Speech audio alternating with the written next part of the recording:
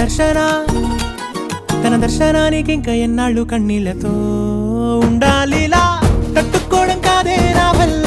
వయ్యారి పిల్ల గుక్క పట్టి ఏడుస్తూనే ప్రాణం నీ వల్ల తట్టుకోవడం కాదే నా వల్ల వయ్యారి పిల్ల గుక్క పట్టి ఏడుస్తూనే ప్రాణం నీ వల్ల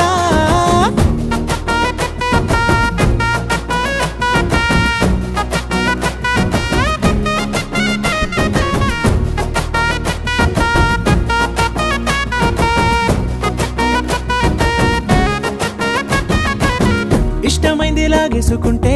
చంటి పిల్లాడల్లాడినట్టే దిక్కు తోచకుందే